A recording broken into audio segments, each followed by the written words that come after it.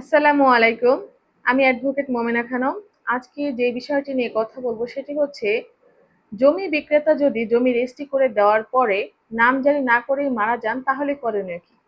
অনেক সময় দেখা যায় যে একজন জমি বিক্রেতার অনেক মানে বড় মাপের কোনো জমি থেকে কিছু অংশ কোনো ক্রেতার নিকট বিক্রি করলেন এবং জমিটি রেজিস্ট্রি করে দেওয়ার পর তিনি মারা গেলেন। মারা গেলে দুর্ভাগ্যবশত তিনি আর নামজারি করতে পারলেন না।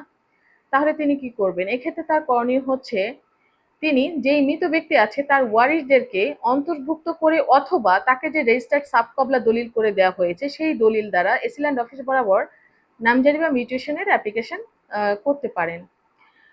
কিন্তু এক্ষেত্রে যদি মৃত ব্যক্তির যে ওয়ারিশগণ আছেন তারা যদি কোনো ধরনের সহযোগিতা না করেন তাহলে তার যেই সাবকবলা রেজিস্টার্ড দলিলটি আছে সেটা যদি ভ্যালিড হয়ে থাকে সেইটা বরাবর শুধু তার অংশটুকু অর্থাৎ ওই বড় মাপের জমি থেকে তার ক্রয়কৃত অংশটুকুর জন্য ওই দলিল দ্বারা তিনি আলাদাভাবে মিউটেশনের জন্য অ্যাপ্লিকেশন করতে পারবেন।